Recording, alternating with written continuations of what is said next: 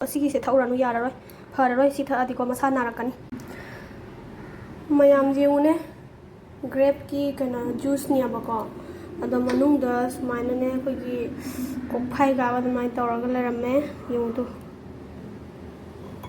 ꯎꯕ꯭ꯔꯥ ꯇꯤꯟ ꯑꯗꯨꯃꯥꯏꯅ ꯇꯧꯔꯒ ꯀꯣꯛꯐꯥꯏ ꯀꯥꯔꯤ ꯀꯥꯔꯤ ꯇꯧꯔꯒ ꯂꯩꯔꯝꯃꯦ ꯁꯤꯁꯤꯕꯨ ꯊꯛꯄ ꯌꯥꯒꯤꯗ꯭ꯔꯥ ꯈꯪꯗꯦꯅꯦ सिसे एक्सपायरी डेट लेरीबको मासे 2025 की मेदा मासे कनो सेमकपनेबा अदो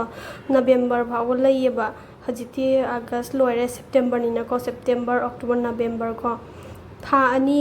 मुक्ति लेरीबको था अनि अहुम मुक लेरी अदो सुमाइन तौरगा लेरम्मे सिगी सिनिको नहान त कुइद्रेबा लेरक्पा दो सुमाइन तौरगा लेरम्मे मनुंगदसु जेंहल्लकेको सुमाइना लोय तौरे मनुंगदसु थक्पसे कीदि कीरे तो मयामसु थक्पदा चेक्सिल्लुयुको मयाम मनुंगददि उ फंग्द्रे मनुंगदा उ फंग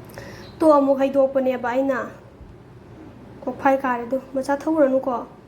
मम्मा पापादा हंग पापादसु हंगी जेंहनगे अदो असिगिसे थौरनु याररोय फररोय सि थअदिको मसा नारकनी मयाम तु कारगा लेरे सि कोफाइ कारिनी जे फत्ते एक्सपायर्ड ओरे सिजे सेप्टेम्बर अक्टोबर नवेम्बर था नि हुम वाटलेबको अदो जाद्रे थक्पा मयामसु मतुंगदा सिगुम्बा लेबिबा तारगदी आइदि नौना सेम्बा लेबियुको नत्रगना सिगुम्बसे सुंथक थक्तबना फैदा इचा नुपाना नहाने अदु ममासी थक्निंगेना जाम कना हाइबददैना सुम लेबिरकपनि ममांगना थक्किबदि केसु तौदेबको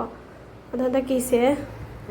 थाजे नक्सलकना तौइरा खंगदे याद्रे अमता मयामसु चेक्सिनबियो तो मनुंगदसु जावि तो तोस थरगन ममा हे थाली यानी मनुंगदसु सुमाइ तौरगा यारमे तो आइना कथलगा येंगबनेबको मनुंगदसु यारगा लेरमे मयाम मासी थक्चलमदि काइदे फदोइनो योने की ये सिदी सिंबा कइनो तौइसिबो